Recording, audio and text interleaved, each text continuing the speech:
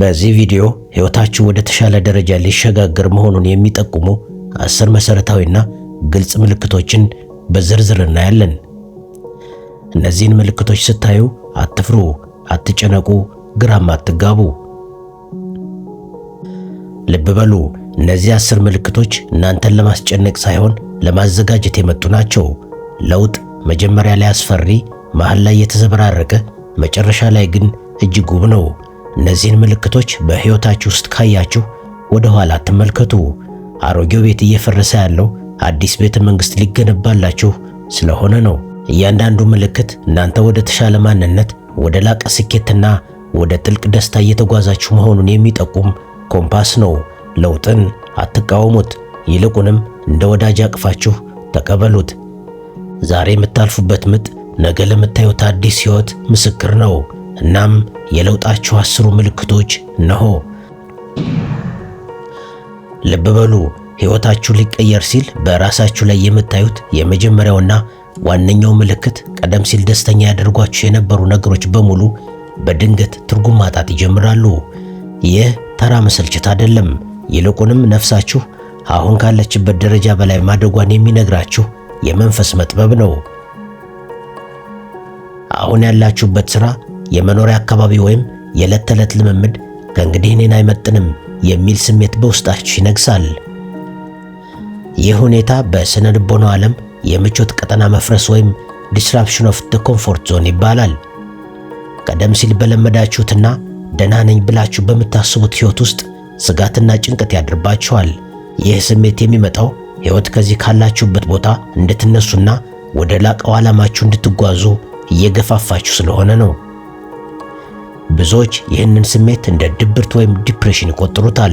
ነገር ግን እውነታው ለውጥ በደጃችሁ መቆሙን የሚያበስር የውስጥ ደወል ነው። ስለዚህ በሕይወታችሁ ላይ እንደዚህ አይነት ስሜት ሲመጣባችሁ አትደንግጡ። ይህ ማለት የቆየው ምዕራፍ ማለቁንና ነፍሳችሁ ለቀጣዩ ትልቅ ነገር ዝግጁ መሆኗን የሚያሳይ ምልክት ነው። በአንድ ቦታ ላይ ረግታችሁ እንዳትቀሩ ሕይወት ያላችሁበትን ስፍራ እሾህ ታደርግባችኋለች። ይህም እንድትነሱና እንድትሮጡ ለማድረግ ነው። ካላችሁበት ቦታ የመገፋት ስሜቱ ሲበረታባችሁ አዲሱ ስፍራችሁ ሊያቅፋችሁ መዘጋጀቱን እወቁ። ሕይወታችሁ ሊቀየር ሲል በዙሪያችሁ ያሉ ሰዎች ቁጥር በድንገት ሊቀንስ ይችላል። ለዓመታት አብሯችሁ የነበሩ ጓደኞች፣ የቅርብ ሰዎች ወይም የሥራ ባልደረቦች ያለምንም ትልቅ ጠብ ወይም ምክንያት ከእናንተ መራቅ ይጀምራሉ። አንዳንዴ ደግሞ እናንተ ራሳችሁ ከነሱ ጋር የምታሳልፉት ጊዜ ያስጠላችኋል። የምታወሩት ወሬ አይገጥምም፣ የምትስቁበት ነገር አይጥምም። ይህ የብቸኝነት ምልክት ሳይሆን ሕይወት ለቀጣዩ ማንነታችሁ የማይመጥኑትን ሰዎች ከጎናችሁ እያራገፈች መሆኑን የሚያሳይ ምልክት ነው። ይህ ሁኔታ የንዝረት አለመጣጣም ወይም ቫይብሬሽን ሚስማች ይባላል። እናንተ ወደ አዲስ የንቃት ህሊና ደረጃ ስትሸጋግሩ በቆየው አስተሳሰብና ልምምድ ውስጥ የቀሩ ሰዎች ከእናንተ ጋር አብሮ የመጓዝ አቅማቸው ይሟጠጣል። ሕይወት አዲሱንና ትልቁን በረከት በእጃችሁ ላይ ልታስቀምጥ ስትል መጀመሪያ ያላችሁበትን ቦታ ታጸዳለች። የማይረቡ ወሬዎች፣ ወደ ኋላ የሚጎትቱ ግንኙነቶችና ጊዜያችሁን የሚሰርቁ ሰዎች መራቅ የሚጀምሩት ለሚመጡት አዳዲስና ከፍ ያሉ ጠቃሚ ሰዎች ቦታ እንዲለቀቅ ስለሚፈለግ ነው። ስለዚህ ሰዎች ከሕይወታችሁ ሲወጡ አትደንግጡ፣ አትረበሹ። ከእናንተ ጋር እንዲሆኑም አትለምኗቸው። ብዙ ጊዜ ለውጥ ሊመጣ ሲል ብቸኝነት ይሰማል። ይህ ብቸኝነት ግን ባዶነት ሳይሆን መሰብሰብ ነው። ራሳችሁን ለብቻችሁ የምታገኙት የውስጥ ድምፃችሁን ሰምታችሁ ለሚመጣው ከፍታ እንድትዘጋጁ ነው። ሕይወት አሮጌውን አላስፈላጊ ጓዳችሁን እያጸዳች መሆኑን እወቁ። አጥርታችሁ ማየት እንድትችሉ በዙሪያችሁ አቧራ የሚያስነሱ ሰዎች መራቃቸው ለእናንተ እንደውም ሸክማችሁ ይቀላል። ልብ በሉ፣ ሕይወታችሁ ትልቅ ለውጥ ሊያስተናግድ ሲል ነገሮች ሁሉ የተቃረኑባችሁ ሊመስል ይችላል። በአንድ ጊዜ ሥራችሁ ላይ ችግር ይፈጠራል፣ የገንዘብ እጥረት ያጋጥማችኋል፣ ወይም ደግሞ ጤናችሁ ሊታወክ ሁሉ ይችላል። ብዙዎች በዚህ ጊዜ ዕድለ ቢስ ነኝ ብለው ተስፋ ይቆርጣሉ። ነገር ግን እውነታው ለውጥ ከመምጣቱ በፊት አሮጌው ሥርዓት የመጨረሻ ትግሉን እያደረገ መሆኑ ነው። ልክ እንደ ወሊድ ህመም ትልቁ ደስታ ከመምጣቱ በፊት ትልቁ ምጥ መኖሩ የግድ ነው። ሕይወት እናንተን ወደ አዲሱ ምዕራፍ ከማሸጋገሯ በፊት ለዛ ደረጃ የሚሆን ጥንካሬና ብስለት እንዳላችሁ የምትፈትሽበት መንገድ ነው። እነዚህ ተከታታይ ፈተናዎች የሚመጡት እናንተን ለመስበር ሳይሆን ለቀጣዩ ትልቅ ኃላፊነት እንድትበቁና ውስጣዊ ጡንቻችሁ እንዲጠነክር ለማድረግ ነው። በትንሹ ነገር የምትወድቁ ከሆናችሁ ሕይወት ልትሰጣችሁ ያሰበችውን ትልቅ ስጦታ ልትሸከሙት አትችሉም። ስለዚህ ፈተናዎች ሲበዙባችሁ ለምን እኔ ከማለት ይልቅ ምን ልማር ብላችሁ ጠይቁ። ማዕበሉ እየበረታ ከመጣ ወደ ወደቡ መቃረባችሁን እወቁ። ሊነጋ ሲል እንደሚጨልምም አትርሱ።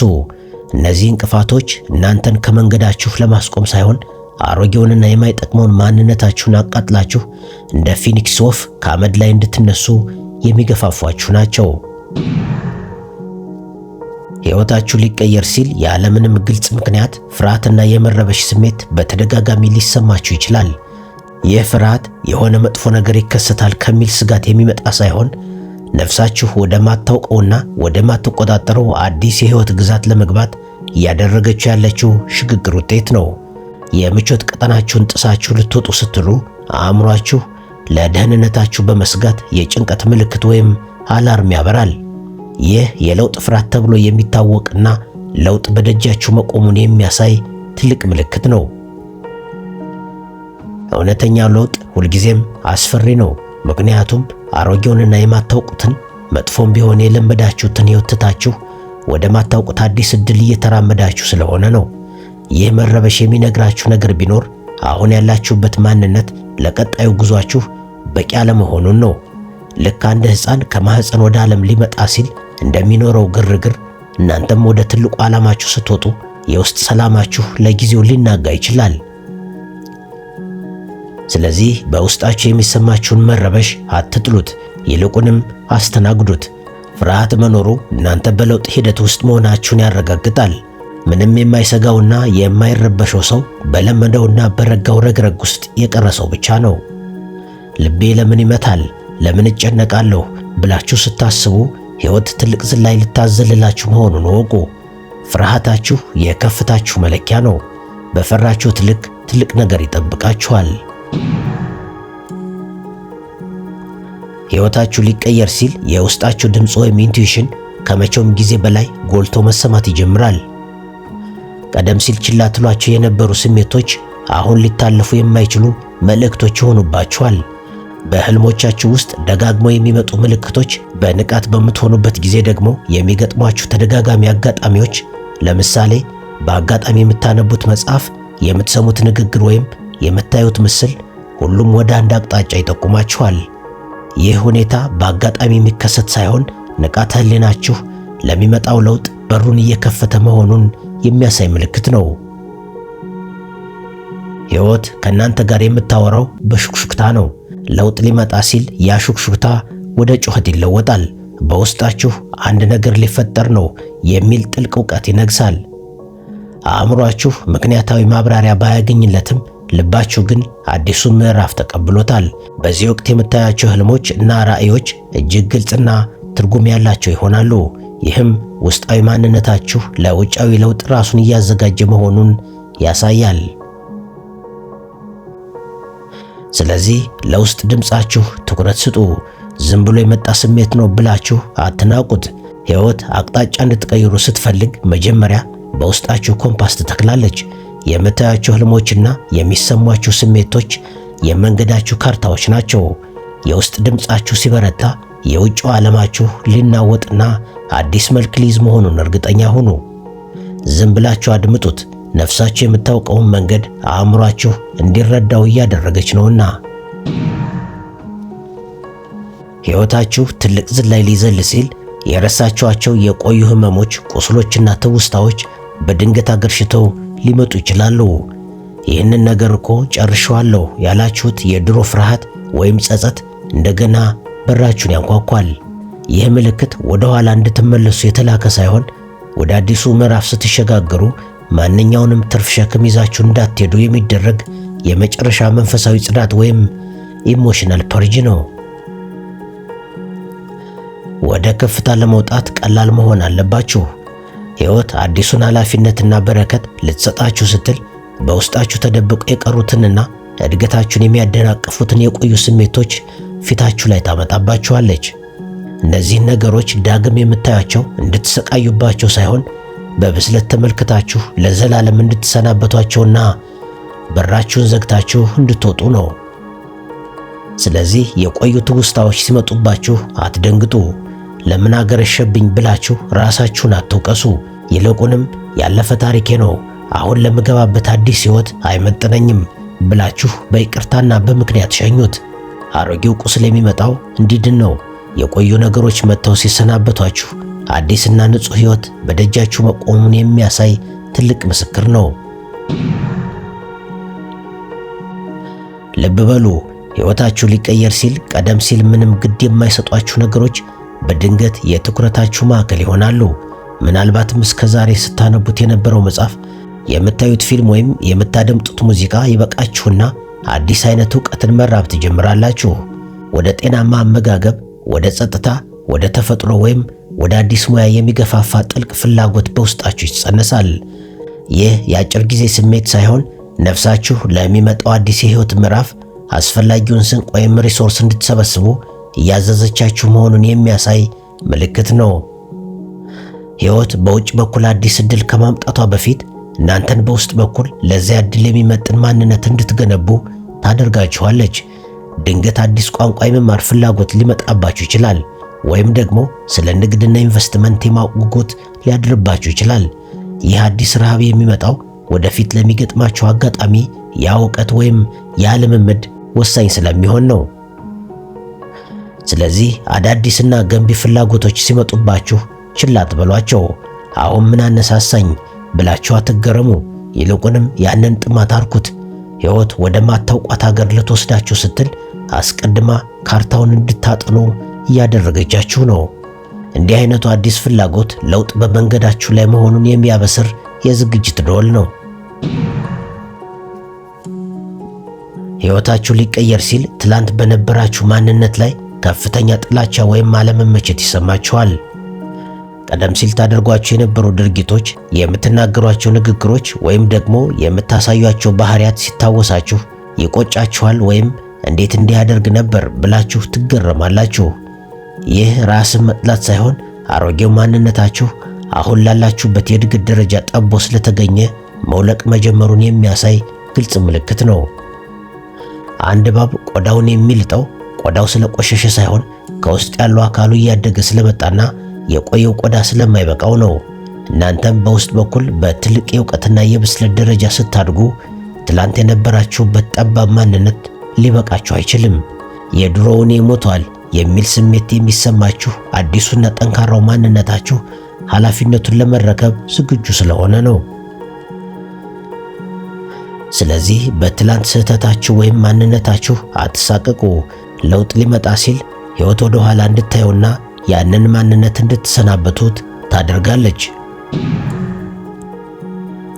ሕይወታችሁ ሊቀየር ሲል ነገሮች በአስገራሚ ሁኔታ እርስ በርሳቸው መገጣጠም ይጀምራሉ። በአጋጣሚ የምታገኙት ሰው ለወራት ስታስቡት ለነበረው ጥያቄ መልስ ይዞላችሁ ይመጣል። በድንገት የምትሰሙት ወሬ ለቀጣዩ እርምጃችሁ ፍንጭ ይሰጣችኋል። ወይም ደግሞ ዝግ የነበሩ በሮች ያለምንም ጥረት በራሳቸው ይከፈታሉ።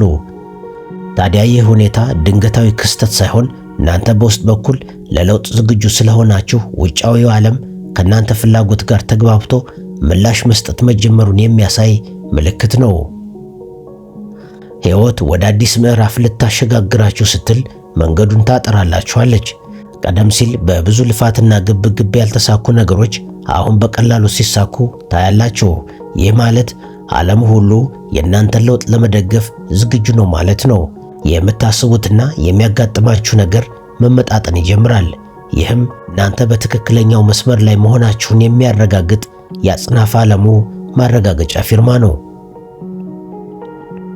ስለዚህ በእነዚህ አጋጣሚዎች ላይ ንቁ ሁኑ። ምንም ነገር ዝም ብሎ አይከሰትም። እያንዳንዱ አጋጣሚ ወደ አዲሱ ምዕራፍ የሚወስድ መሰላል ነው። ነገሮች በቀላሉ መሳለጥ ሲጀምሩ ጊዜው አሁን ነው ብላችሁ በልበ ሙሉነት ተራመዱ። ሕይወት በሯን ከፈተችላችሁ ማለት እንድትገቡ ተጋብዛችኋል ማለት ነው። ይህ የመገጣጠም ሚስጥር ለውጥ ከመምጣቱ በፊት የሚታይ ትልቁ የድል ብስራት ነው። ሕይወታችሁ ሊቀየር ሲል ከላይ የጠቀስናቸውን 9 ግልጽ ምልክቶች አልፋችሁ ስትመጡ በመጨረሻ ላይ አንድ ልዩ ስሜት በውስጣችሁ ይነግሳል። እሱም ጥልቅ ሰላም ነው። ይህ ሰላም ነገሮች ሁሉ ተስተካክለው ወይም በዝርዝር ታውቀው የሚመጣ ሳይሆን ምንም እንኳ ወደፊት ምን እንደሚገጥማችሁ ባታውቁም ሁሉ ነገር መልካም ይሆናል የሚል የማይናወጥ እርግጠኝነት ነው። ቀደም ሲል የነበረው መረበሽ፣ ፍርሃትና ጭንቀት ጠፍቶ በምትኩ ታላቅ መረጋጋት ልባችሁን ይሞላዋል። እውነተኛ ለውጥ በደጃችሁ ሲቆም ነፍሳችሁ ከተፈጥሮ ጋር ሰላም ትፈጥራለች። ከአሁን በኋላ ከሰው ጋር አትጋጩም፣ ነገሮችን በኃይል ለመቀየር አትታገሉም፣ ወይም በሰው አስተያየት አትናወጡም። ይልቁንም ሕይወት የምታመጣላችሁን አዲስ ምዕራፍ ለመቀበል በጸጥታ ትጠባበቃላችሁ። ይህ ሰላም እናንተ ለታላቁ ሽግግር ሙሉ በሙሉ ብቁና ዝግጁ መሆናችሁን የሚያሳይ የመጨረሻው የድል አክሊል ነው። ስለዚህ ይህንን ሰላም በውስጣችሁ ካገኛችሁት ለውጡ ቀድሞ በውስጣችሁ ተከስቷል ማለት ነው። ውጫዊ ለውጥ ደግሞ የውስጣችሁ ሰላም ነጸብራቅ ሆኖ መምጣቱ አይቀሬ ነው። ማዕበሉ አልፏል፣ አቧራው ረግቷል። አሁን አዲሱን የሕይወት ብርሃን የምታዩበት ወቅት ነው። ይህ ሰላም ለውጥ ብቻ ሳይሆን እድገት መምጣቱን የሚያረጋግጥ ትልቁ ምልክታችሁ ነው። እስካሁን አብራችሁ ለነበራችሁ ምስጋናዬ ከልብ ነው። ለዛሬ ከዚህ ጋር ይብቃኝ። በሌላ ጊዜ በሌላ ሐሳብ እስክንገናኝ ሰላም፣ ፍቅርና ጤና ከእናንተ ጋር ይሁን።